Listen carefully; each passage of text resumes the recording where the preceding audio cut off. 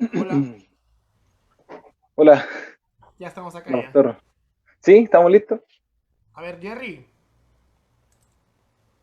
¿qué dice? Mutense, vamos a iniciar. Ah, ya. Listos. Mutense, allá mutense, dice.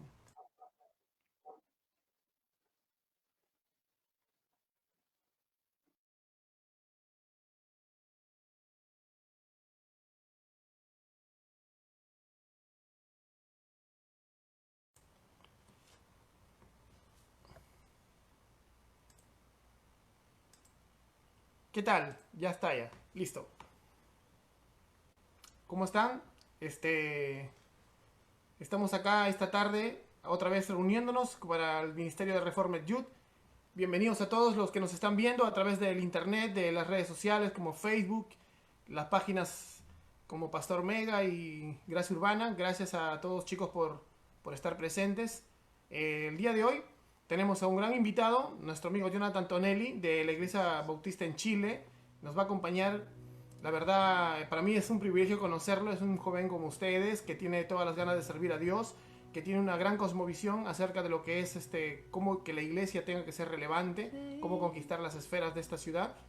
Y hoy día vamos a tocar un tema bastante interesante, ¿no? Que es acerca de Dios y la violencia que hay en esta sociedad, la violencia que a todos nos daña, que a todos nos pone triste, la verdad, y que no es conforme al corazón del Señor. Así que los voy a dejar que Mm. Jonathan mismo se presente también y nos diga cuánto, cuánto es lo que Dios le ha puesto en el corazón para con nosotros. Hola Jonathan, ¿qué tal? Hola, pastor. ¿Cómo está? Bueno, Bien. la verdad es que la gente piensa que vivir por fe es tener una fe ciega, ciega que no piensa, que no ve, pero en realidad la fe es nuestra vista, es nuestra vista. Así que todo lo que vamos a conversar hoy día va a ser acerca de cómo mirar el mundo a través de la fe, la cosmovisión bíblica, la cosmovisión de Dios. Y espero que tengamos un buen diálogo Amén. edificante, y espero ser claro en las cosas que dialoguemos, y que los chiquillos entiendan y que yo también entienda que no tenemos la última palabra sobre los temas, sino que estamos todos haciendo teología, ¿sí? Pensando, Amén. estamos usando el cerebro. Eh, ¿Ya? Bueno, me llamo Jonathan Tonelli, estoy casado, tengo 24 años y estoy casado, ¿sí? Y tengo un bebé de 6 meses, un chiquitito, que anda por Qué ahí, de bonito. hecho, revoloteando, metiendo bulla. Pero estamos con mi Ya. esposa trabajando en la iglesia Torre Fuerte, que está en Viña del Mar. No sé si, bueno, sí, yo creo que escuchan sobre Viña del Mar. Eh, Claro. Llevamos ahí 2 años. Este sería el tercer año que vamos a estar ahí. Y este año comenzamos con un pastorado probando, que le explicaba el otro día a Roger que en qué consistía, que es como un periodo de práctica ministerial, como cuando uno sale de la universidad y está 2 años haciendo la práctica. Eso, Claro. eso.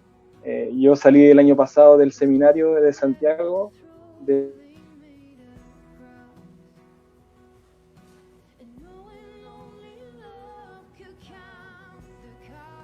y me ordenan como pastor oficial, oficial. Entonces estoy en ese proceso. Y Genial. Mira estamos cómo muy es, ¿no? La contentos. verdad, qué alegría, la verdad, saber que vamos a contar contigo. Llegamos a... Uh-huh. Creo que la iglesia, creo que tanto en Chile como en el Perú y todos los países de Sudamérica necesitamos una juventud que sepa afrontar las circunstancias, la cosmovisión anticristiana de este mundo, ¿no? Conforme a una Claro. visión bíblica de la vida, ¿no? Y este tema que vamos a tocar hoy es bastante, bastante interesante. Cuéntanos, ¿cómo así te toca el corazón este tema acerca de la violencia?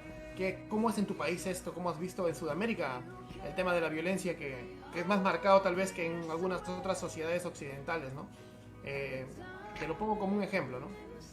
Yo notaba que la violencia en el Perú es, o en cualquiera de nuestros países, aunque el ser humano es pecador en todos lados, se manifiesta de una manera más grande. A veces algunos no están de acuerdo, pero yo les pongo siempre este ejemplo, ¿no? La violencia la ejemplifico a través de las barras de fútbol. En Alemania, en Inglaterra, en Suiza, había violencia, pero una vez que se pusieron leyes estrictas, tú ves que ahora los estadios ni siquiera tienen en la reja, ¿no? No tienen. Ahí tú puedes Claro. jugar un Barcelona-Madrid, un Barça-Madrid, ¿no? O un Manchester City contra United y no pasa nada, ¿no? Mm, O un Borussia Dortmund contra el Bayern Múnich y no pasa nada.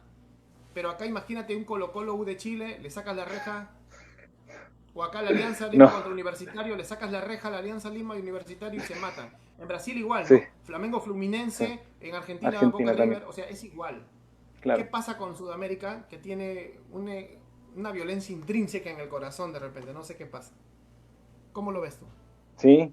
Bueno, a mí me toca este tema porque, de hecho, no nació por una inquietud mía, ya personal, una búsqueda personal, sino que les comentaba anteriormente que hace un tiempo, del año pasado, eh, un hermano que trabaja en el Congreso y es muy movido en ese ambiente, me pidió ayuda para escribir sobre la violencia, porque él se especializaba en ese tema de la violencia y tiene su doctorado y todo el tema, pero él necesitaba una perspectiva bíblica o teológica para sus conferencias, para sus talleres, para el tema que está desarrollando. Y como era de la misma congregación donde yo voy, eh, me dijo, Jonathan, ayúdame en esto, y estoy con él trabajando este tema. Él me pidió que investigara, y por eso le digo, no nació de mí, sino que vino como de afuera, pero una vez que ya empecé a leer, una vez que empecé a interiorizarme en el asunto de la violencia, y yo conozco amigos que también estudiaron donde yo estudié, que son unos capos en este tema, pero una vez que yo empecé a experimentarlo, a leerlo, uy, fue como que despertó una sed por tratar este tema, porque tenemos muchas preguntas que vuelven con los años, y lo conversamos, acerca de Dios, cómo vemos a Dios, porque Dios de repente pareciera que no hace nada frente a la violencia, y esas son preguntas que yo creo que la iglesia, el liderazgo, los jóvenes, primero son válidas, tenemos que hacernos esas preguntas, y segundo, debemos generar algún Claro. tipo de respuesta si queremos ser relevantes, porque la violencia no es algo que está simplemente dentro de una iglesia, sino que es algo que afecta al mundo, a Latinoamérica, América, Europa, donde sea.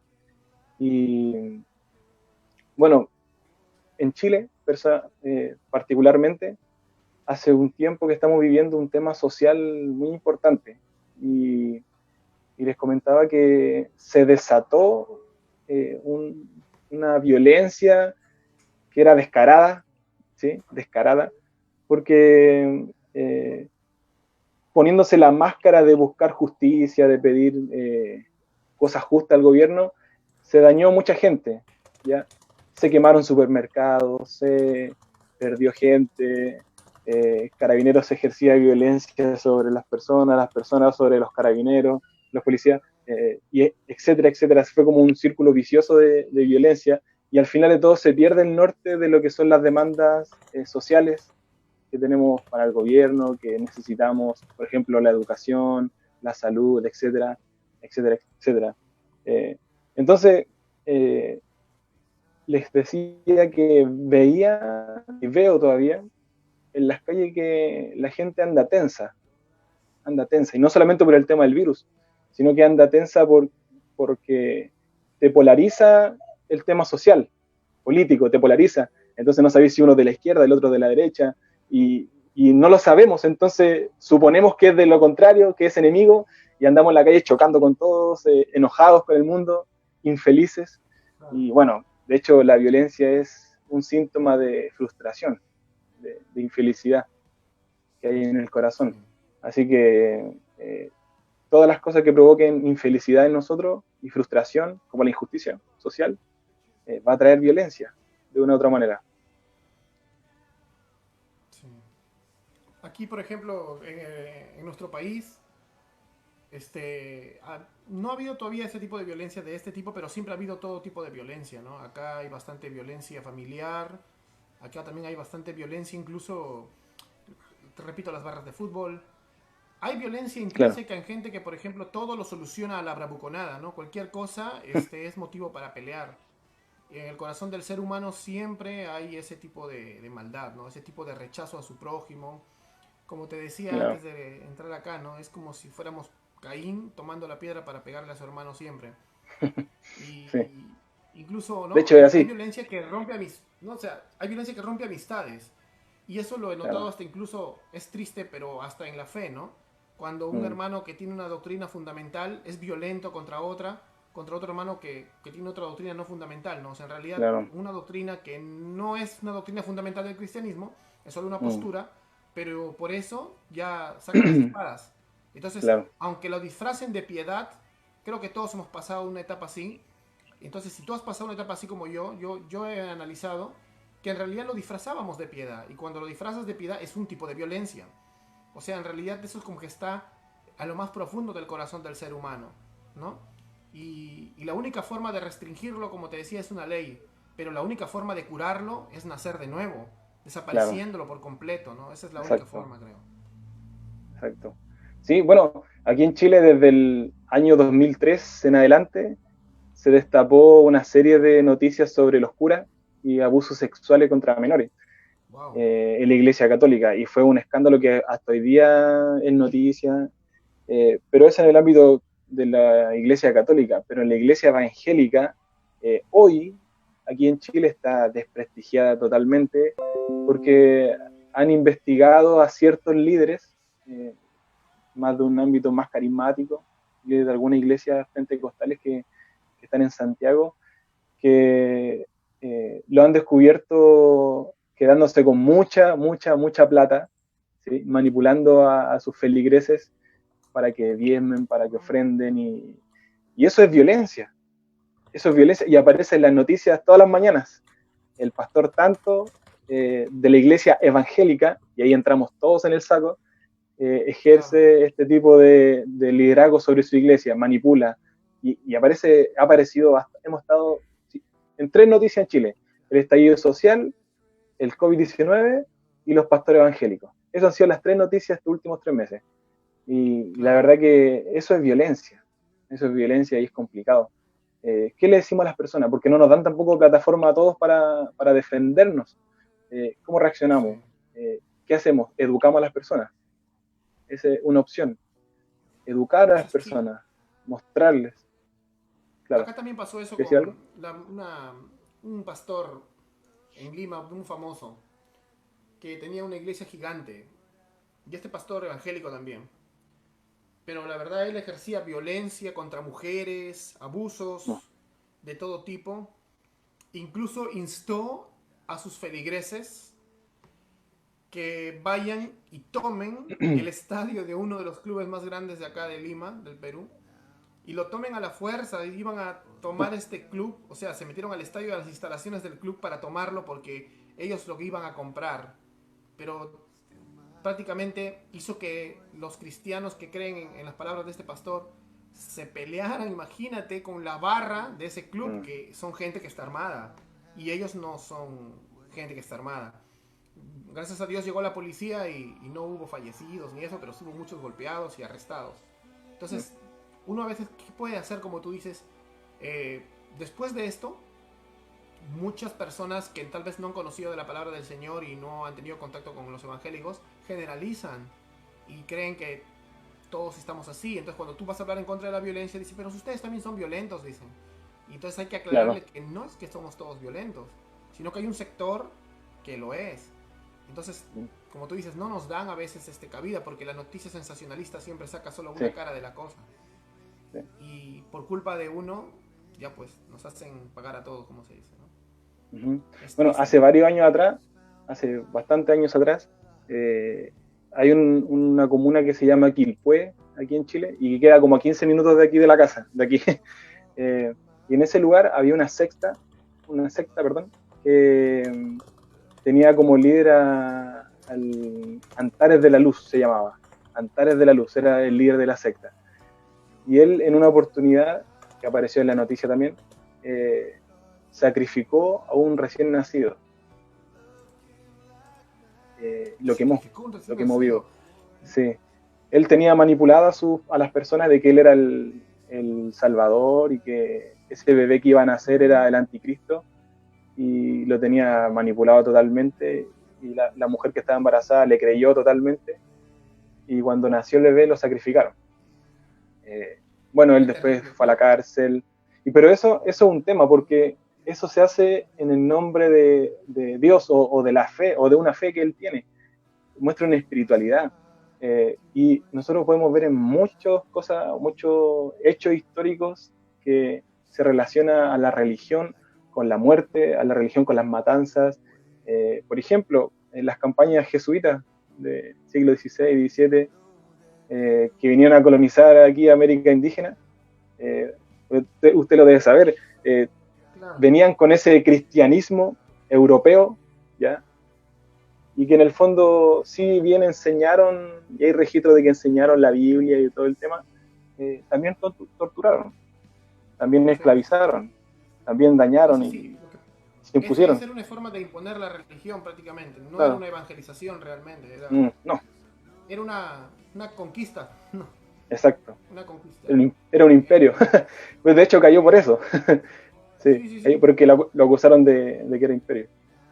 Es una historia bien triste la forma en que a veces nosotros podemos caer en ese tipo de violencia aún en el nombre del Señor, ¿no? Claro. Ahora, ahora viendo el panorama y dejando claro, ¿no? Que realmente la violencia está presente aún en los círculos religiosos, ¿cómo más o menos has llevado tú este estudio de la violencia, de esa inconsistencia que algunas personas tienen, ¿no? Que creen, por ejemplo, dicen, pero Jesús es bueno, pero en el Antiguo Testamento vemos a un Dios que manda a matar a toda una cultura, a un Dios que en su ley manda a sacrificar a los homosexuales, o cómo podríamos explicarle a la gente que realmente hablamos del mismo Dios, ¿no? Que no Claro. partan la Biblia en dos, ¿no? Porque agarran la Biblia y la parten en dos. Y dicen, pero el Dios de acá es muy diferente al de acá. Entonces, ¿cómo les podríamos explicar? Bueno, yo creo que primero es un tema súper difícil, pero que a este tiempo ya está superado en cierta manera. Nada más que es bueno de repente recordar este asunto, porque el tema del Dios violento del Antiguo Testamento con el Dios de amor del Nuevo Testamento no es tan no es tan así. De hecho, es como un cuestionamiento mal formulado. ¿Por qué? Porque nosotros vemos en el Antiguo Testamento a un Dios que sí, efectivamente, que es Yahvé, que incluso es como el autor intelectual de muchas matanzas, como la que usted está diciendo, que dice, no dejen a ninguno vivo, y uno dice, wow, ¿cómo es que Dios, el Padre de Jesús, le está diciendo eso a su pueblo escogido? Pero también hay que leer como el subtexto, ¿ya? Hay muchos episodios donde se ven envueltos a Dios en episodios de Claro. violencia, pero hay otros episodios donde también se ve al mismo Dios, Yahvé, que está con los brazos abiertos con el extranjero, ¿ya? Que Sí, promete una salvación para las naciones, que, que va en contra de la violencia. Entonces, claro. hay como luces de un Dios que está a favor de la violencia y hay luces de un Dios que está en contra de la violencia y uno dice, wow, ¿qué está pasando aquí? ¿Qué está pasando? Bueno, primero, yo creo que todo lo que conocemos acerca de Dios antes de Jesús es una revelación que aún en progreso Claro. acerca de Dios. De hecho, Jesús es la revelación máxima, la mayor experiencia que Claro, es tenemos la acerca de Dios. revelación más grande de Dios. Claro, exacto. Entonces, todo antes de él está en progreso, es un Dios que se va revelando poco a poco al ser humano. Eso es lo primero, yo creo, es lo primero. Lo segundo puede ser el tema del contexto donde se desarrollan los escritos, donde se desarrollan esta narrativa donde involucran a Dios. Y tiene que ver con lo que usted comentaba en la reunión. Eh, hay una historia que se está contando de un pueblo que no tiene las leyes que tenemos nosotros hoy, el tema de los derechos humanos que nosotros tenemos hoy y que fomentamos y que defendemos, sino que un pueblo que tiene una historia y que está viviendo una historia enculturado. Está Claro. viviendo un tiempo Hay un contexto. histórico distinto al nuestro. En ese Claro. contexto, guerras, matanzas, sacrificios, era parte del desarrollo de los pueblos, incluso de los que le rodeaban. Y Sí, que ese era los el mundo. pueblos que le rodeaban, ese era el mundo. Entonces, los pueblos que rodeaban A Israel. a los que lo invadieron. Y a Dios se le ve mucho en esa faceta de que eres tú el que venga, eres tú el que está con nosotros.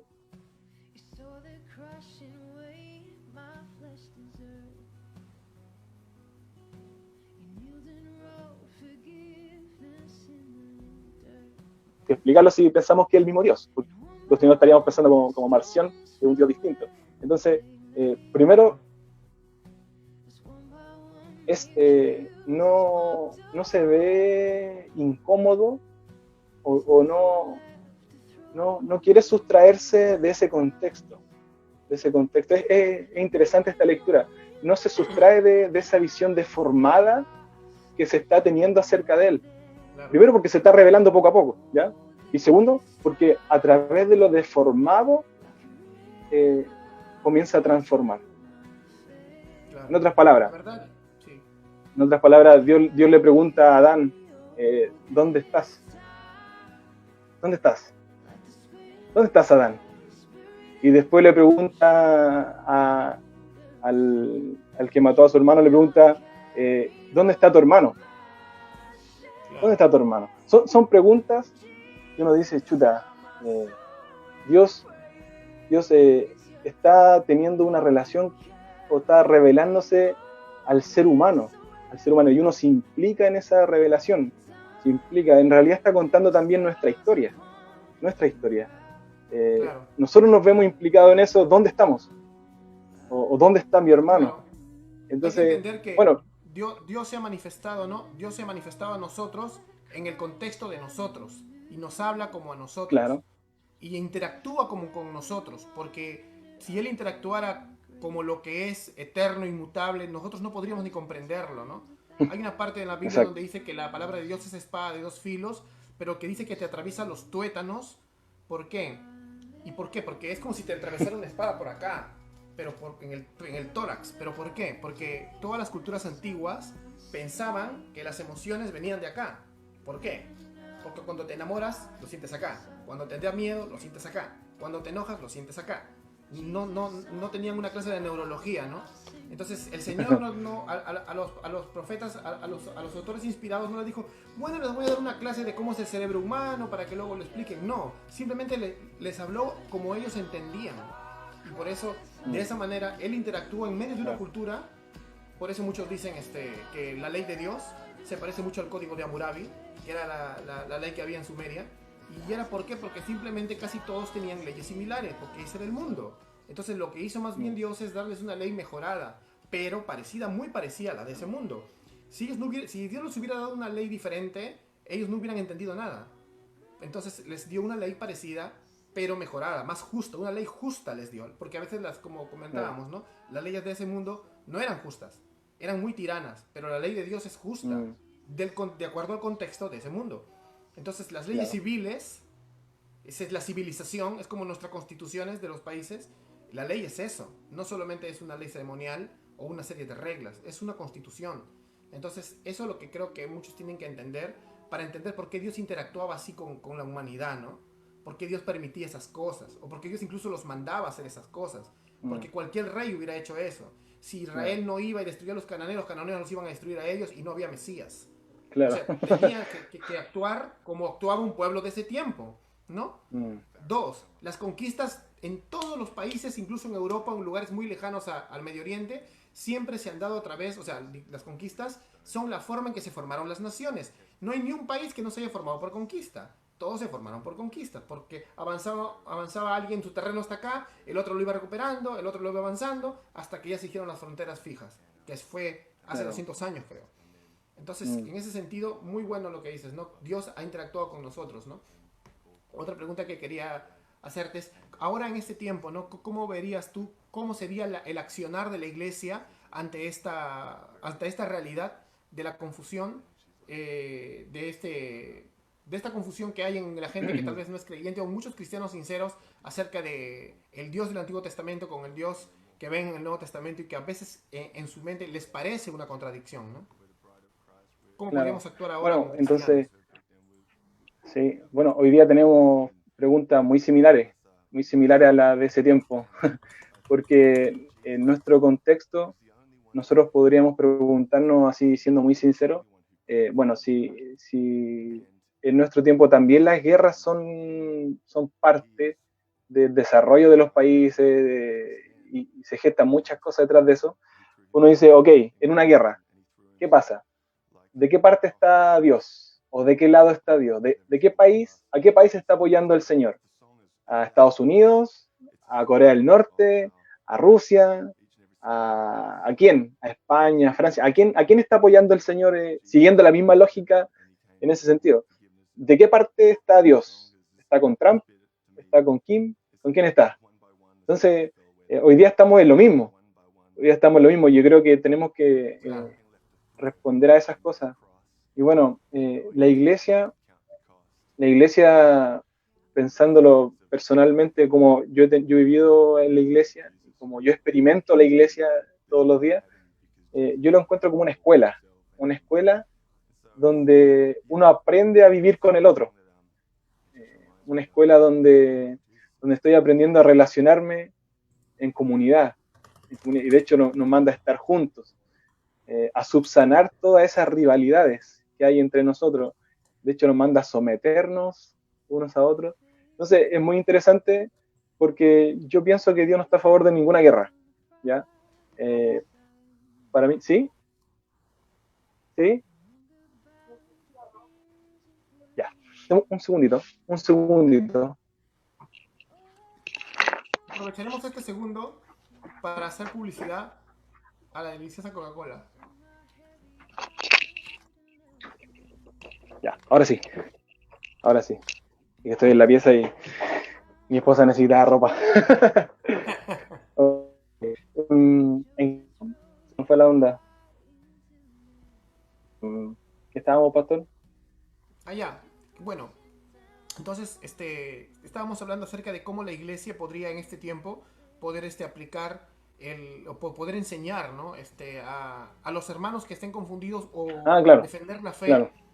delante de los que se oponen, justo Claro. usando como argumento la inconsistencia que ellos creen ver en la Biblia cuando dicen que en el Antiguo Testamento hay un Dios muy diferente que el del Nuevo Testamento y creen que nuestro Dios es un Dios que apela y aprueba las guerras cuando no es así, ¿no? El Dios ha ido cambiando, Mm, la palabra de Dios a través de Cristo ha ido transformando las naciones y la idea es que vayan disminuyendo los conflictos, porque mientras más nacemos de nuevo, mientras vamos conquistando la tierra, se van disminuyendo los conflictos. Esa es la idea. Entonces, claro. cuando ellos dicen que Dios promueve las guerras, la verdad mucha gente está errada porque el porcentaje de guerras de religión es muy bajo, será el 10%, y el 90% de guerras no han sido por religión, han sido todas las conquistas han sido por ambiciones territoriales o motivos políticos.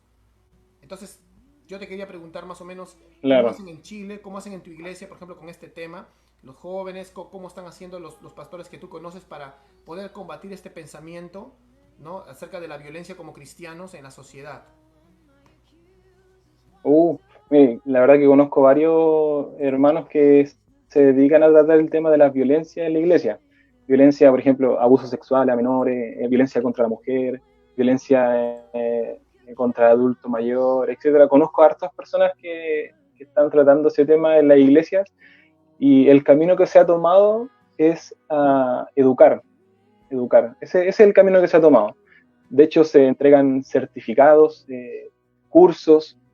Eh, Conozco hermanos que hacen conferencias, talleres en las iglesias, que van de iglesia en iglesia hablando sobre cómo afrontar un abuso en una iglesia a un menor, o personas que vienen con violencia desde el hogar, mujeres, por ejemplo, que vienen violentadas por el esposo. Conozco ministerios que se han dedicado a eso, y que quizás se los puedo recomendar para una futura entrevista, que son muy, muy, muy buenos. Eh, entonces, yo creo que el camino que está tomando aquí, si lo viene hablando de nuestro contexto, en Valparaíso y Viña del Mar, y Santiago es un carácter más bien no escapista, sino que encarnado. Nos estamos involucrando en los conflictos que está teniendo la sociedad, porque en el fondo, por algo Jesús le pidió al Padre que no nos saque de este mundo, ¿cierto? Porque tenemos que afectarlo positivamente.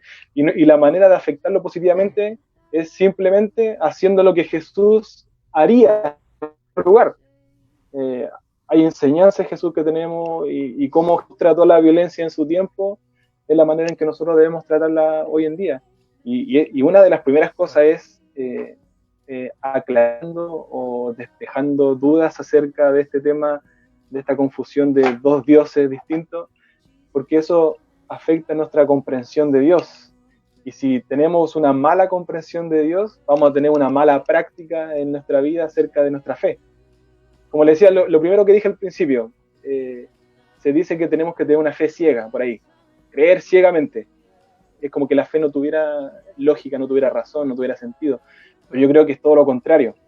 Por ejemplo, hablando de la resurrección, compartimos ayer con los jóvenes de nuestra iglesia, nuestra fe en la resurrección no es una fe ilógica ni irracional, sino que es una fe que está creyendo en un testimonio de personas que lo vieron. Claro. Es una fe que tiene vista. Y nuestro llamado es a vivir por fe. Amén. Que esa sea nuestra vista, que esa sea nuestra como visión. Entonces, claro, no estamos creyendo en una fe irracional para nada. Claro. Nosotros partimos de la Escritura y la Escritura es muy racional. Además, Dios es lógico y racional consigo mismo. Claro. Muy, muy bueno. Vamos a entrar en un pequeño break, ¿ya? 5 minutos y volvemos con los chicos acá de nuevo en Reformed Youth. Ok. Amén.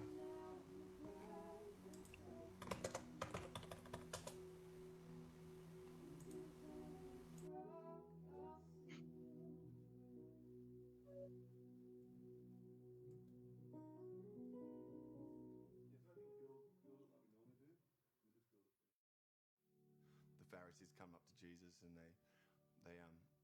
they bring a woman who's been caught in adultery and they say the law says that we ought to stone her, you know, and they're trying to test him.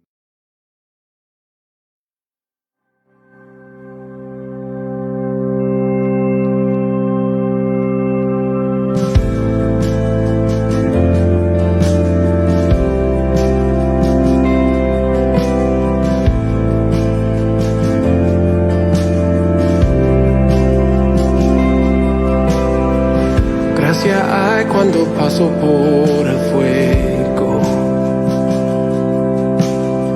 abres camino donde no lo hay. Al recordar lo que has hecho en mí, lo que un día fui, lo que recorrí, sé que a mi lado siempre estás, uno más entre las llamas. Junto a mí, uno más sobre las aguas, que pudo el mar abrir, que mi interior no queden dudas de cómo libre fui. Hay una cruz que muestra el precio que Jesús pagó por mí. Hay uno más entre las llamas.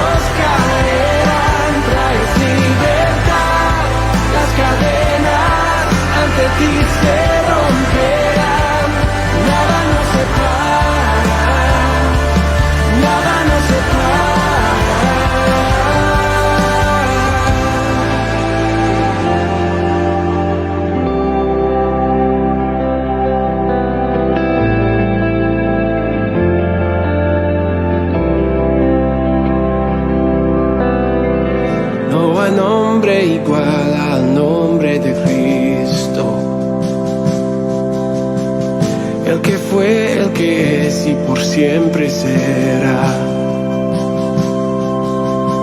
Aunque no sepa lo que vendrá, sé que tu verdad nunca fallará. Yo sé que a mi lado siempre estás. Yo sé que a mi lado siempre estás. Habrá nomás entre las llamas que va a estar junto a mí. Habrá nomás sobre las aguas que puede el mar abrir. En mi interior no queden dudas de tu fidelidad. Me alegraré en las batallas, porque conmigo ahí estarás. Tú los vencerás, las tinieblas a tus pies se rendirán. Rugirá tu voz desde el cielo y los muros caerán. Traes libertad, las cadenas ante ti se romperán. Nada nos separa, nada nos separa. Habrá nomás entre las llamas que va a estar junto a mí. Habrá nomás sobre las aguas que puede el mar abrir. Que en mi interior no queden dudas de tu fidelidad. Me alegraré en las batallas, porque conmigo ahí estarás. Me alegraré en las batallas, porque conmigo ahí estarás. Me alegraré en las batallas, porque conmigo ahí estarás. Me alegraré en las batallas, porque conmigo ahí estarás. Me alegraré en las batallas, porque conmigo ahí estarás.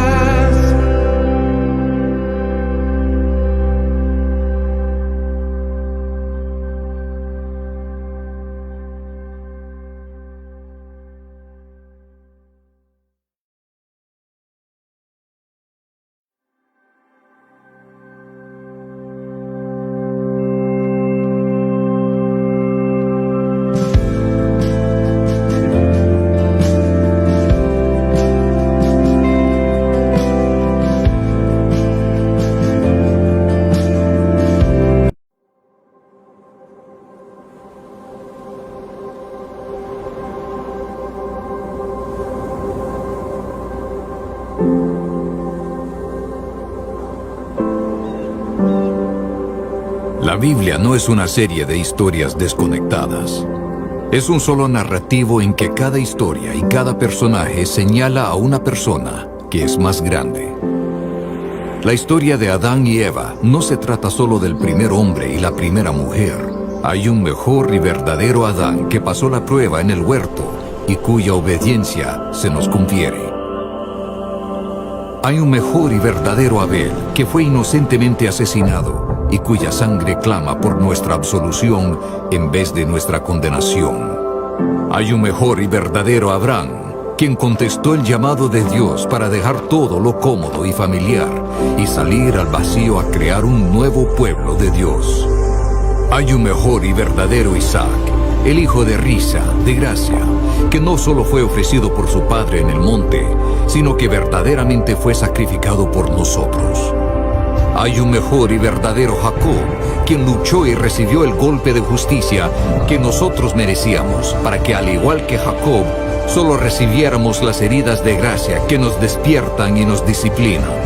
Hay un mejor y verdadero José, quien a la diestra del rey perdona a los que le traicionaron y vendieron, y que usa su nuevo poder para salvarlos. Hay un mejor y verdadero Moisés, quien se pone en la brecha entre el pueblo y el Señor y es mediador de un nuevo pacto. Hay una mejor y verdadera peña de Moisés, la cual al golpearla con la vara de la justicia de Dios, ahora nos brinda agua en el desierto. Hay un mejor y verdadero Job, quien de veras sufrió inocentemente para después interceder por y salvar a sus amigos insensatos. Hay un mejor y verdadero David, cuya victoria se convierte en la victoria del pueblo, aunque ellos mismos ni siquiera levantaron una piedra. Hay una mejor y verdadera Esther, quien no solo arriesgó perder un palacio terrenal, sino que perdió su gran palacio celestial. No solo arriesgó su vida, sino que la entregó para salvar a su pueblo. Hay un mejor y verdadero Jonás, arrojado a la tempestad por el rescate de muchos.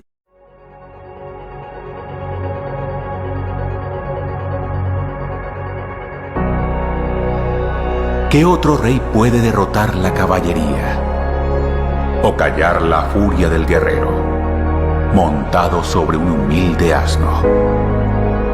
¿Qué otro rey puede romper el dominio de las tinieblas, la tiranía de maldad, con un reinado de gracia y un imperio de paz?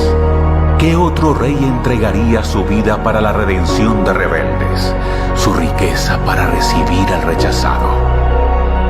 Jesús es ese rey, el Rey de Gloria, Hijo del Dios viviente. No solo un rey más, no solo un profeta más, no solo un maestro más. Él era a quien el mundo estaba esperando, el que nos libraría del cautiverio, el Hijo de David y linaje escogido de Abraham.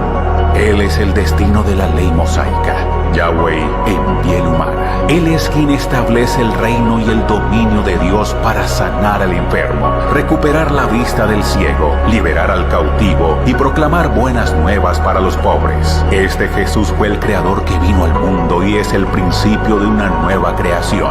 Encarnó el pacto, cumplió los mandamientos, revirtió la maldición. Este Jesús es el Cristo de quien Dios habló a la serpiente, el prefigurado a Noé en el diluvio, el prometido a Abraham, el garantizado a Moisés antes de morir, el prometido a David durante su reinado, el revelado a Isaías como siervo sufriente, el profetizado a través de los profetas y el preparado por medio de Juan el Bautista.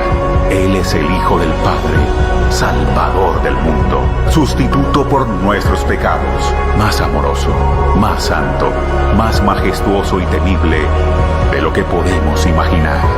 Él es nuestro Jesús y no existe otro rey tal como Él. Él es nuestro Dios, nuestra gloria, nuestro Salvador victorioso. No hay otro rey como Él. No hay otro rey.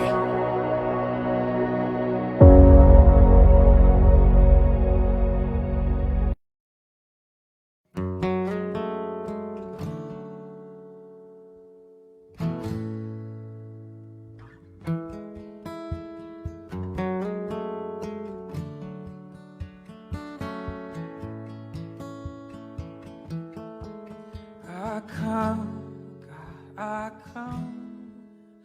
Return to the Lord, the one who's broken, the one who's torn me apart. You strike down to bind me up.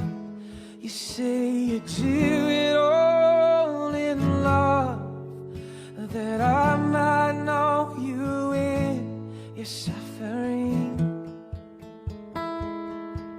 And though you slay me, yet I will praise you. Though you take from me, I will bless your name. Though you ruin me, still I will worship, sing a song to the one who's all I need. My heart and flesh may fade, the earth below give way, but with my eyes, I'll see the Lord. Lifted high on that day,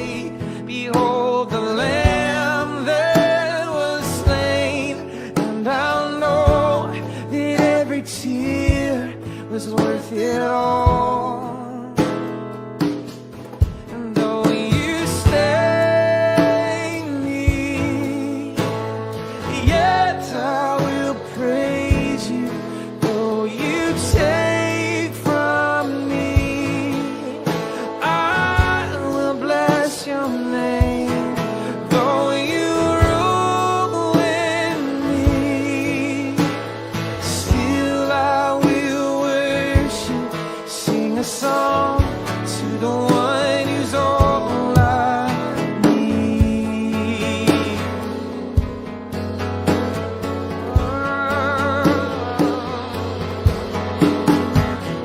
Though tonight I'm crying out, let this cup pass from me now.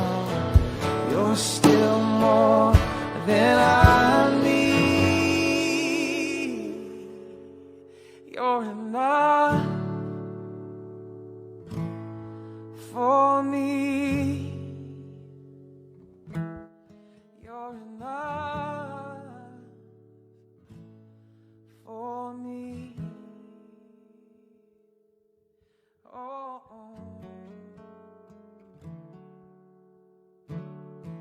Not only is all your affliction momentary, not only is all your affliction light in comparison to eternity and the glory there, but all of it is totally meaningful. Every millisecond of your pain from the fallen nature or fallen man, every millisecond of your misery in the path of obedience producing a peculiar glory you will get because of that. I don't care if it was cancer or criticism. I don't care if it was slander or sickness. It wasn't meaningless. It's doing something. It's not meaningless. Of course you can't see what it's doing. Don't look to what is seen. When your mom dies, when your kid dies, when you got cancer at 40, when a car careens into the sidewalk and takes her out, don't say, it's meaningless. It's not. It's working for you an eternal weight of glory. Therefore, do not lose heart, but take these truths and day by Bueno, hermanos, ¿qué tal? Estamos acá ya una vez más. Seguro que acá en el chat de la página de Reformed Youth, muchos de ustedes deben tener varias preguntas acerca del tema que hemos estado tocando, acerca de Dios y la violencia que se está ejerciendo en el mundo últimamente en nuestras sociedades. Entonces quisiera que por favor hagan sus preguntas para que el pastor Jonathan nos conteste.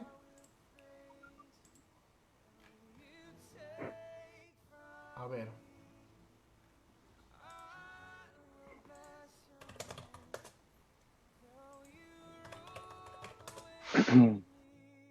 Mientras tanto, en el Salón de la Justicia Social no preguntan todavía. Bueno, mientras que van preguntando, Jerry, ¿nos avisas cuando hay preguntas? Estaba muy interesante, ¿no? Estaba pensando bastante acerca de cómo es, ¿no? Que la violencia que hay en nuestra sociedad podría ser detenida, como te digo, a través de leyes. ¿Te acuerdas que te decía? A través de leyes estrictas, a través de leyes buenas, basadas en los principios de la ley de Dios. Pero eso no va a cambiar realmente el panorama, sino la evangelización y el nuevo nacimiento de las personas. Claro. Entonces, quisiera que me cuentes bastante qué proyectos tendrías tú, qué proyectos futuros. De repente eres joven y sé los jóvenes tienen muchos proyectos y sé que de repente tienes algunos. Tendrías tú para este tema, ¿no? ¿Cómo podrías aplicar proyectos para pacificar las ciudades? ¿Qué tendrías en el corazón, por ejemplo? ¿Qué nos podrías sugerir? Sí, oye, yo creo que ustedes dan el clavo, da justo en el punto central, porque nosotros vemos que Dios, que es sabiduría perfecta, hizo una ley que está en el Antiguo Testamento, y dentro de esa ley reprime o ¿cómo se dice? No reprime, sino que limita la violencia, restringe la violencia, dice no matar, no matarás. Claro. Entonces, y el pueblo más adelante igual sigue cometiendo actos de violencia. Por eso que el tema de la violencia que está dentro del corazón, yo le digo dentro del corazón aquí, donde decía, está dentro del corazón, no es algo que se debe tratar desde afuera hacia nosotros, como con lo que usted comentaba, poniendo muchas más reglas, estatutos, normas que nos limiten a hacer esas cosas o a ejercer violencia al otro, sino que la violencia, según mi perspectiva, y que está en desarrollo, mi perspectiva, es algo que se trata desde adentro, como lo haría Jesús, que quiere no reprimirla, sino que sanarla, porque es como una enfermedad que está por dentro destruyéndonos, La nos verdad es está así. comiendo. Acá tenemos unas preguntas, mira.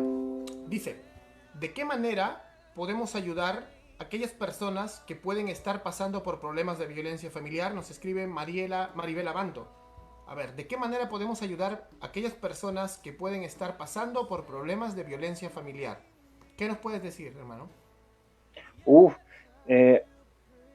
Les comenté que hay personas que se están dedicando aquí en Chile y en la quinta región a educar a las personas, y muchas de esas personas de manera interna hablan con estas personas que están educando para ser guiados, porque en este asunto uno necesita una intervención de un tercero, porque hay conflictos familiares que pueden ser mucho más profundos o que respondan al por qué ella es violenta o por qué él es violento. Es muy bueno lo que estás diciendo. Sí, tiene que haber una intervención de un tercero. Tiene que haber. Bueno. Sí. Bueno, Bien. y en ese sentido uno puede decir, y el pastor, ¿sí? El pastor es una, y uno dice, bueno, una compañía, entre comillas, espiritual, sí, pero yo creo también, y yo creo que en estas cosas la psicología también puede ayudarnos, la psiquiatría, son esferas que se dedican a esto. Como les dije al principio, un dato psiquiátrico es que la violencia es un síntoma de una enfermedad que se llama infelicidad, que se llama frustración acumulada. Sí. Entonces eso se trata como una fiebre, se trata como un resfrío. Hay maneras que están estudiadas donde se puede calmar o apaciguar la violencia dentro de las personas, porque tiene que ver con acumulación de cosas, acumulación de males. Has dado en el Entonces, clavo, sí. porque, por ejemplo, había un pastor antiguo y un gran teólogo llamado Jonathan Edwards, y él llegó a la conclusión que Dios es feliz y nosotros no. ¿Por qué? Porque nos hemos alejado de la verdadera felicidad. Claro. El Salmo 16 dice, ¿no? Claro. En su presencia y plenitud de gozo, delicias a tu diestra para siempre. Entonces todo ser humano se aleja de Dios y se enferma. Se enferma de infelicidad. Se enferma de frustración. Porque sus dioses, o sea, todo lo que busca para reemplazar la felicidad que podría encontrar en Dios y que encuentra en otras cosas, le fallan, sus dioses le fallan. Hay un libro del pastor Tim Keller que se llama Dioses que fallan también. Entonces, como tú dices, ¿no? Esto se tiene que tratar. Y la única forma de contrarrestar la infelicidad es siendo feliz. Y la única forma de ser feliz es estar en la presencia de Dios. Claro. Entonces, es muy bueno eso. Ahí usted dijo otra cosa, con esos dioses, es interesante que la violencia está muy ligada a la idolatría, ¿ya? A la idolatría. Eso es interesante porque normalmente los dioses que se han creado en la historia o que están registrados también en los libros históricos son dioses que son sedientos de sangre, ¿sí? Sí. Son dioses que para llegar a sus posiciones mataron a alguien o destruyeron algo, etcétera, etcétera. Entonces, ¿qué podemos pensar nosotros acerca de eso? Que la idolatría no es nada más y nada menos que una proyección de uno mismo, porque al fin y al cabo son dioses creados, como dice ahí Jeremías, que son creados por nuestras manos y que no hablan, que no piensan, que no hacen nada, sino que es nuestra proyección. Nosotros somos personas violentas y creamos dioses que viven en torno a la violencia, que demandan sangre, que demandan guerra, que demandan territorio, como politizado, etc. Entonces es interesante el tema de la idolatría en este tema, porque cuando no es Dios, nuestro Dios, tenemos un ídolo. Exacto. Tenemos un ídolo. Y eso puede pasar incluso con muchos cristianos que podrían caer comenzar a crear un Dios falso porque se imaginan solo un Dios, ¿no? Como tú decías antes, el malentendimiento de Dios nos puede convertir a nosotros en violentos. Claro. Como tú decías hace rato, uno cree que Dios está de parte de Kim, o de Trump, o de otro, o de Putin, pero también a veces decimos, no, Dios está de parte solo de los bautistas, de los presbiterianos, de los pentecostales, o sea, comenzamos a crear Claro. barreras, ¿no? Exacto. Y eso no es así. Mm. Mira, hay otra pregunta. Vale Pereira nos dice, ¿cómo debiésemos de actuar ante un acto de violencia? Y luego nos comenta acerca de su pregunta, porque es difícil manejar los impulsos por cualquier motivo. Si estamos viendo una injusticia, lo que podemos hacer es ayudar, pero el cómo manejar todo es muy complicado, dice Vale Pereira. Entonces, ¿cómo debiésemos de actuar? O sea, creo que esta es una pregunta más particular Claro. ante un acto de violencia. Creo que se debe de referirse, por ejemplo, si vemos el maltrato de una mujer en la calle, ¿no? Si vemos una persona maltratando a una persona más débil o a un anciano, ¿no? O sea, yo creo que cómo deberíamos actuar ante esto, ¿no? La pregunta de Vale creo que va por ahí. Sí, bueno, la Vale Pereira es una de nuestra iglesia, así que saludos, ya. Vale. Sí, supongo que Vale, no, quizás sea otra Vale Pereira, pero él yo sé que está escuchando en este momento, así que una pregunta que podría tener mucha respuesta porque va a depender de nuestro, incluso de nuestro temperamento o de nuestro carácter, de lo moldeado que está nuestro carácter. Porque yo conozco personas, por ejemplo, y si alguien que era mi compañero me escucha, se va a reír. Tuve un profesor del seminario que él era capísimo en artes marciales, capísimo, era profesor de artes marciales. Yo sé que, y lo pienso porque lo conozco un poco, si él viera un acto de injusticia, con las capacidades que él tiene, yo creo que él haría algo al respecto, ¿ya? Para defender a la víctima. Obviamente cuidando también la integridad de todos, de los que están ahí, no dañaría al que está ejerciendo la violencia, sino que haría algo al respecto. Yo, Claro. que no sé ni cómo se empuña la mano, no sé si así o así o así, yo no sé si me metería. Quizás si me meto sería porque dejaría llevarme por la molestia y haría algo y quizás pegue un combo y me lleguen 20 de vuelta, pero no sé qué haría en esa circunstancia. Yo creo que la violencia no se basa a quitar si tú haces algo o no, porque eso se trata desde antes. La violencia, la mejor manera de limitarla es preveniéndola, sanándola antes. Entonces, que tú te metas en un acto de injusticia puede crear incluso más violencia. Y tú te vas a ver envuelto en eso. Y que va a ser mal testimonio. Me parece muy bien lo que dices, porque no eres cobarde por no meterte. Claro. Más bien yo veo que, como te decía también antes, nosotros como cristianos debemos conquistar las esferas, incluso las políticas, para poder en nuestros países y en nuestras naciones promulgar leyes buenas que protejan realmente a las personas, ¿no? Verlo desde un panorama más amplio. Porque yo puedo defender a una persona en la calle, de repente es una persona, yo mido 1,80 m, por ejemplo, entonces viene un enano y lo agarro del cuello, y si no tiene un arma, no va a poder conmigo, si no tiene un arma, ¿no? Claro. Ya. Claro. Pero ¿qué pasa después? Al otro día en el diario puedo leer que han matado como a 200 personas en mi ciudad a balazos. Entonces, no he detenido la violencia, no soy un héroe de nada. Entonces yo tengo que como cristiano de repente ver una cosmovisión más amplia del asunto y ver cómo, dos cosas, ¿no? Primero, cómo restringir, como Dios lo hacía con la ley, pero también cómo acabarla poco a poco, porque es algo progresivo que tal vez no veremos en nuestra generación, pero se va a ir disminuyendo a través de la conversión de las personas, ¿no? Oye, lo que dice Santiago, que la ira humana no es la justicia de Dios. Entonces, habría que tener mucho autodominio o dominio propio para intervenir en un acto de violencia. Yo creo que es complicado. Primero porque el dominio propio no es una de nuestras mayores virtudes. Así que, difícil pregunta que podría tener mucha respuesta. Y esa es la mía. No sé si me metería. Mira esta pregunta. Dice Walter LG. Walter dice, si hay una situación violenta... bueno, creo que tiene que ver mucho con lo que ya hablaste de tu amigo, ¿no? Pero lo voy a leer igual. Un asalto, violación sexual, y uno está presente y tiene la capacidad, ya sea sabiendo un arte marcial o arma blanca. Claro. Bueno, este es un cristiano que anda con su espada. Este es un cristiano que anda con su espada, claro. ¿Se podría impedir? ¿Se la podemos partir al agresor? Dice. Ese es loco. Bueno, O ese simplemente sí, llamar a la policía. sí, ese es Pedro que estaba preguntando, el Sí, discípulo de Jesús. Pedro, creo Sí. que- Uy, se Bueno, pasa. ese le cortaría la oreja, yo creo. Sí.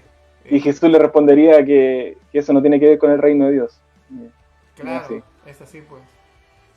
Mira, acá hay otra pregunta de Carlos Cano, es un chico también acá de la iglesia, dice, ¿cómo lidiar con la violencia social ante la iglesia que tiene el esquema mental de que por ser creyente no debemos caer en molestias o incomodidad por actos contra nosotros? Ah, ¿Qué claro, más, Pedro? también es Pedro. Sí, bueno, cuando nos toca a nosotros, cambia el panorama, cambia. Una cosa es ver que están haciendo violencia entre terceros y una cosa es cuando la hacen a nosotros. Y ahí se pone más complicado el asunto, se pone más complicado. Yo, eh, yo pienso que uno debe utilizar la herramienta o el arma de la comunicación. Uno puede hablar. Creo que es un buen golpe bajo cuando uno presenta o dice que a pesar de que no pensamos lo mismo, a pesar de que no creemos lo mismo o no vivimos de la misma manera, yo soy capaz de respetarte a ti, soy capaz de tolerarte, soy capaz de convivir contigo, aunque no nos llevemos bien, por quizá roce de carácter, soy capaz de estar cerca tuyo, de conversar. Si tú necesitas algo, soy capaz de brindarte una mano, una ayuda. El tema es que si nos ejercen violencia a nosotros, uno puede decir y torcer muchos pasajes bíblicos como el que dice pone la otra mejilla, por ejemplo. Pone la otra mejilla, sí. Y eso también es... Bastante, ¿eh? Sí, sí. Mira lo que dice acá Jerry Hill, ¿cómo debemos reaccionar frente a la violencia que ejerce el lobby LGTB, ateos y personas que piensan que nuestra fe está en disonancia con la razón? Creo que Claro. ya es contra la cosmovisión anticristiana del mundo, ¿no? Claro.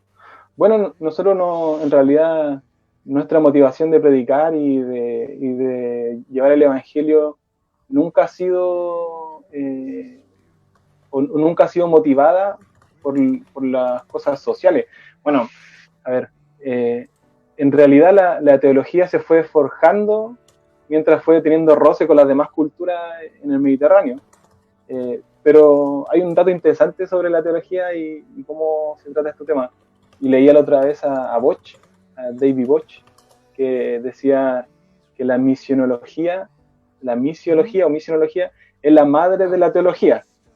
Y esa palabra yo me quedé pensando bastante en eso porque tiene algo de razón, muy cierto también, porque a medida que se fue expandiendo misioneramente la iglesia, fue teniendo que dar respuestas, o teniendo que repensar muchas cosas porque empezaron a surgir otras preguntas, otros cuestionamientos, otra cultura, y la manera nunca fue, bueno, siempre fue como reactiva en el fondo, sí, en realidad siempre hemos formado la teología siempre ha sido reactiva. Sí, o sea, siempre ha sido reactiva. Claro. Las verdades siempre han estado, pero las etiquetas que tenemos ahora han salido a raíz de que hemos tenido que defender la fe. Claro. Entonces, bueno, yo creo que podríamos utilizar, y en respuesta a la pregunta, podríamos empezar a ser un poco más proactivos o empezar a enseñar lo que es la verdad y no lo que es la mentira. En el sentido, no sé si me hago entender. Empezar a enseñar lo que hay que hacer y no lo que no hay que hacer. Claro. No sé, algo así. Me acuerdo que mi pastor me decía, me acuerdo cuando todavía teníamos la iglesia en Piura, porque gracias a Dios tenía una iglesia en Piura, y me decía, yo quiero que el mundo me conozca por lo que es la verdad y por lo que sé, más que por lo que no estoy de acuerdo, ¿no? Claro, o sea, claro.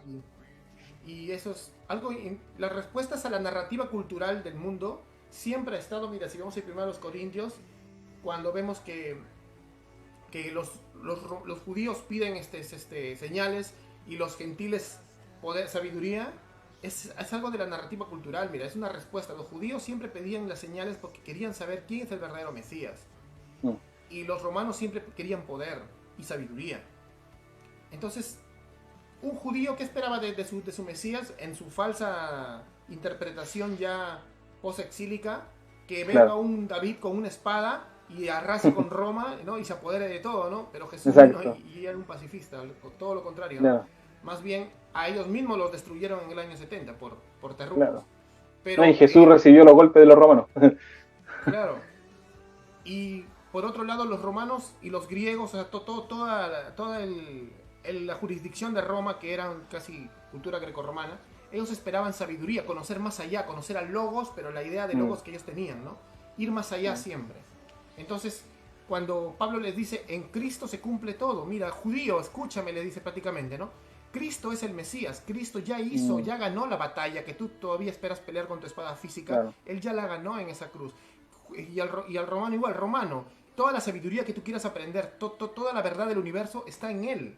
O sea, Él ya Claro. contestó a dos preguntas, a dos culturas, ya les contestó sus preguntas. Y así Exacto. vamos a ir contestándole a todas las culturas que aparezcan. Entonces, creo que desde la Biblia ya vemos que el Evangelio tiene que traer todos los pensamientos cautivos, como dice, a los pies del Señor. Entonces tenemos que prepararnos, ¿no? Para poder responder a esta narrativa cultural que nos vamos a encontrar en diferentes sociedades y etapas de la sociedad, ¿no? El siglo I, II, III, IV, V, VI, así no son iguales. Entonces, en ese sentido creo que también debemos hacer eso, ¿no? Claro. Este- Sí, y aprovechando el tema de que en ese sentido la iglesia tiene que seguir siendo actual, seguir releyendo, seguir reinterpretando, o sea, mantener la frescura y no caer en perder el tiempo en seguir en discusiones arcaicas que no tienen mucho que ver con nuestra realidad. Yo creo que la iglesia normalmente está llegando 5 años tarde a todos los debates. Está llegando 10 años tarde a todas las discusiones y ya cuando como reaccionamos, ya cuando reaccionamos a algo, ya es tarde y hay otro problema que tenemos encima. Entonces no alcanzamos a ser relevantes, no alcanzamos a darle la opción a las personas de esta otra opción de cosmovisión, como la vista vivir por la fe, por ejemplo, Claro. etcétera, etcétera. Sí, La hay mucho que verdad, arreglar. no sé, a veces parece que comenzamos a desconfiar, por ejemplo, cuando queremos convencer a la narrativa cultural que encontramos, como lo hicieron como los malos evangelistas que llegaron aquí a Sudamérica, por ejemplo, y esclavizaron gente, mataron muchas personas, se olvidaron ya del evangelio, o sea, proclamándose seguidores de Cristo, se olvidaron que el evangelio es poder de Dios y sabiduría de Dios, que el evangelio es poder de Dios para salvación para todo aquel que cree.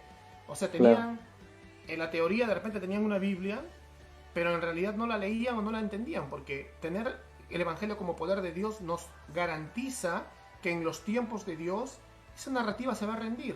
Mira, el imperio romano que perseguía a la iglesia por siglos, en tiempos de Constantino, ese imperio que los mataba en coliseos romanos se rindió ante los pies de Cristo. Entonces, pero todo en el tiempo de Dios. Pero a veces nosotros queremos cambiar al hermano que no está de acuerdo con nosotros o al no cristiano a palos, ¿no? Entonces parece que no nos olvidamos, uno, que Dios es soberano, y dos, que su evangelio es poder de Dios, no mis adjetivos, no mi espada, ¿no? Mi espada no es poder de Dios. Sí. Yo creo que nos olvidamos del proceso que nosotros mismos hemos vivido con Dios. Exacto. Y eso Yo recuerdo, sí, yo recuerdo que yo llegué a la iglesia en el año 2012 y yo antes de eso yo nunca había ido a una iglesia, nunca había escuchado acerca de Dios, nunca nada. Pero hoy, haciendo memoria, yo recuerdo que tenía un profesor en la escuela básica, un profesor que todos los lunes en la mañana nos contaba historias. Y ahora yo recordando, eran historias bíblicas, que él nos metía por debajo de la materia, de la enseñanza. Claro. Yo digo, bueno, Dios se tomó el tiempo. Y de hecho, en la Biblia se ve cómo Dios se toma el tiempo para sanar al ser humano, para enviar a Jesús, porque Jesús podría haber venido en el tiempo de Noé, cuando la violencia era pura violencia en la tierra. Y pudo haber enviado a Jesús ahí, listo, se acaba el problema. Pero se tomó todo un proceso. Hay toda una narrativa que Dios se toma, que Dios se da el lujo en su soberanía de tratar, porque es un problema mucho más interno mucho más profundo que simplemente decir no hagas violencia o no seas violento o yo soy Dios y listo. No, es mucho más profundo, tiene muchos otros procesos que se derivan.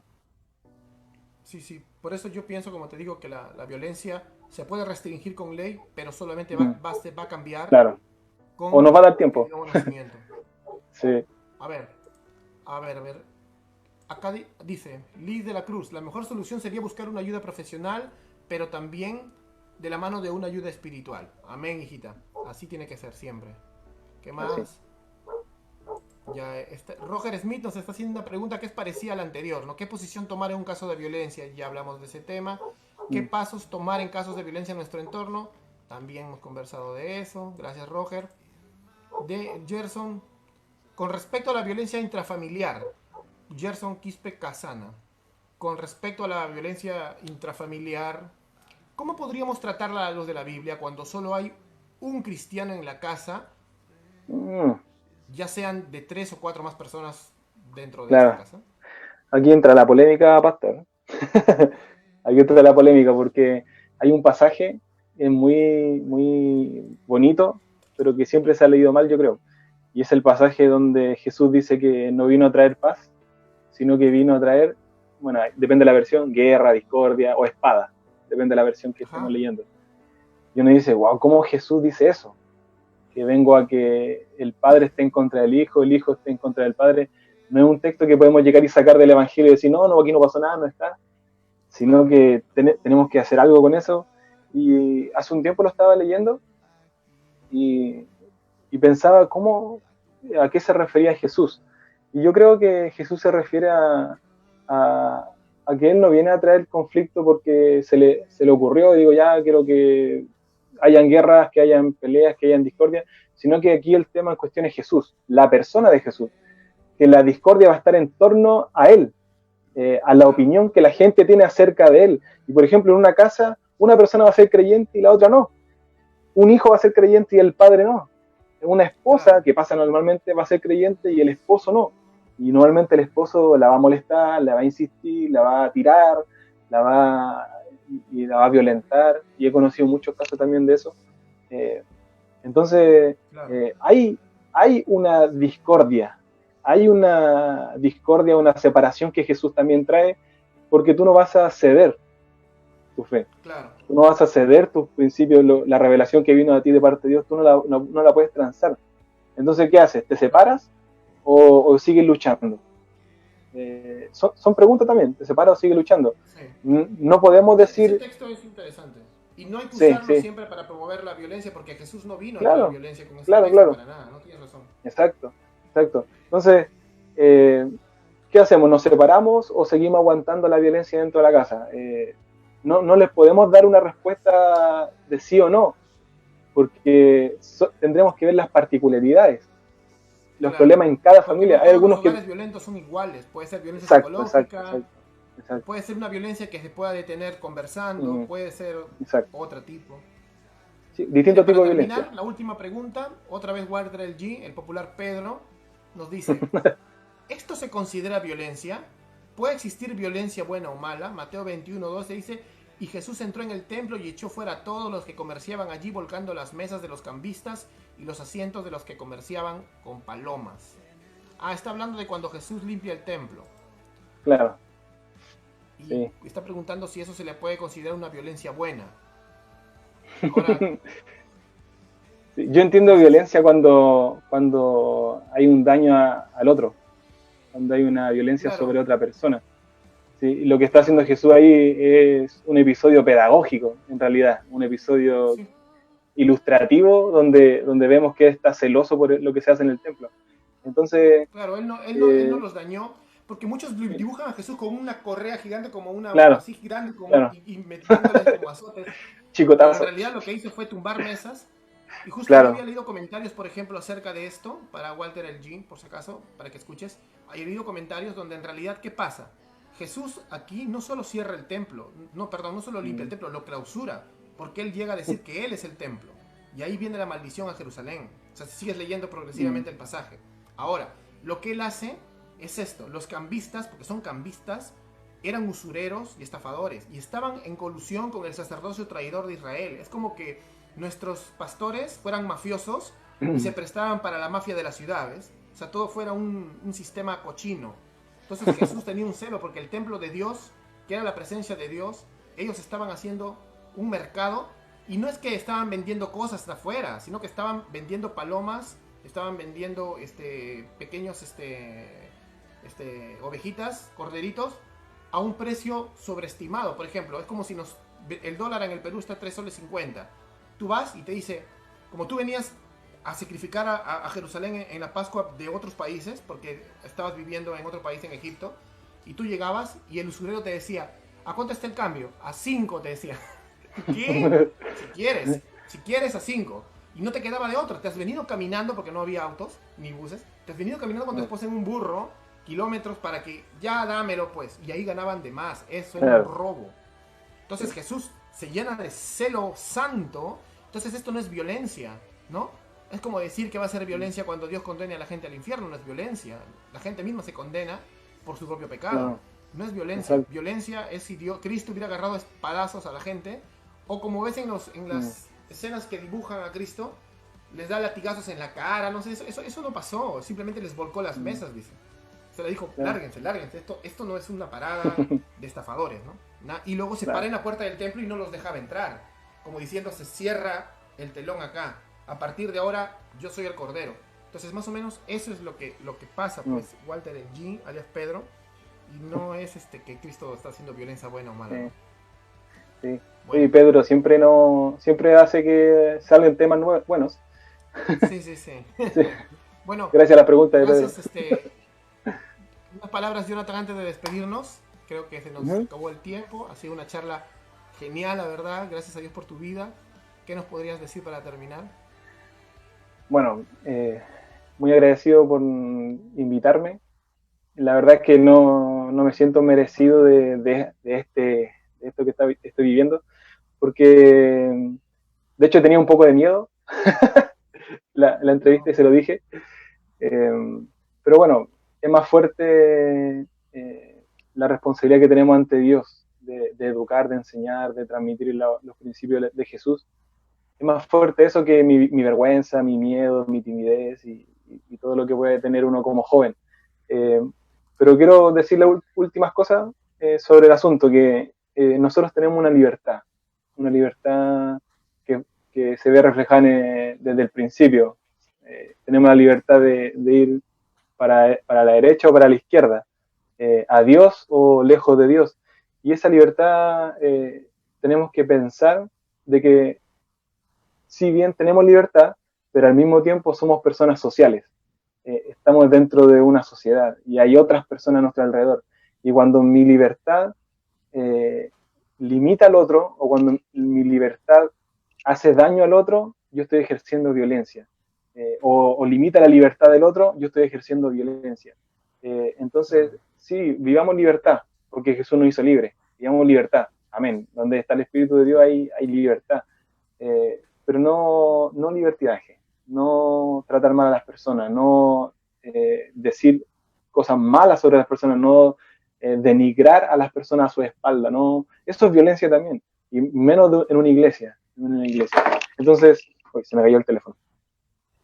Ahí sí. Entonces, bueno, yo creo que Jesús vino no a reprimir la violencia, sino que vino a sanarla. Vino a sanarla con su proyecto.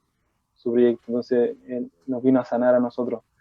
Y debemos sanar la tierra. Creo que no tengo nada más que decir sobre el asunto. Gracias, Jonathan. Muchas gracias. La verdad ha sido para nosotros también un honor tenerte acá. Creo que eres un joven que está aprendiendo bastante. Me da gusto cuando veo líderes así, líderes empeñosos, líderes que quieren aprender, líderes que quieren transformar el mundo, líderes que quieren sanar la tierra. Y es que ese debe ser el corazón de todo joven, ¿no? Seas líder en tu iglesia o no lo seas, ese debe ser tu corazón de aquí hasta que seas anciano, ¿no? Transformar este mundo con el evangelio y sanar el corazón de tu prójimo. Gracias, Jonathan. Dios te va a usar grandemente, estamos seguros, y ya sabes que aquí en Gracia Urbana tienes una iglesia amiga. Siempre vamos a estar juntos y espero que cuando termine todo esto podamos conocernos en persona de alguna manera. Sería genial. Sería genial, la verdad, tener a nuestras iglesias siempre en unión, y así como todas las iglesias que puedan unirse en esta causa de salir de nuestras cuatro paredes y ese caparazón y decidirnos por fin, ¿no? Como te decía, ser optimistas, ¿no? Transformar esta tierra que tanto necesita del Evangelio de Jesucristo, ¿no? Bueno, chicos, esto ha sido todo por hoy. Vamos a terminar en una oración, vamos a orar para terminar y espero que les haya sido de bendición. Ya saben, ¿tienes redes sociales? ¿Tienes que nos compartas? ¿Página? ¿Instagram? Sí, Instagram, Facebook. WhatsApp. ¿Cómo te encontramos? Jonathan Tonelli. Sí, en Instagram, tonelli.jonathan. Tonelli.jonathan en Instagram. Genial. Sí, y Bueno. estoy en un canal de podcast en Spotify, que estoy trabajando recién en eso, así que yo creo que a mitad de año va a estar listo para subir podcast. De hecho, hablando de estos temas, con un fin Genial, pedagógico, sí. Así que en algún momento van mandas el a... link Ok, para escucharlos. ok, Genial, listo. muy bueno. Eso inspira, hermanos, eso motiva, ver jóvenes que están trabajando ya y que esta cuarentena que estamos pasando en los países sudamericanos no nos debe encerrar, más bien nos va a hacer que nos expandamos mucho más. Exacto. Amén. Exacto. Vamos a orar, inclinemos nuestro rostro. Padre Santo, te damos gracias, Dios mío, por todo lo que has permitido el día de hoy. Esta charla muy de beneficio para todos nosotros, de bendición con nuestro hermano Jonathan, Dios mío. Gracias porque tú pones en el corazón de todos estos jóvenes, Señor, y líderes en Sudamérica, el deseo de pacificar, Señor, la tierra, el deseo de pacificar nuestras naciones a través del Evangelio de Jesucristo, Señor. Bendice a Jonathan, Señor, a su familia, a su esposa, a sus hijos, Señor.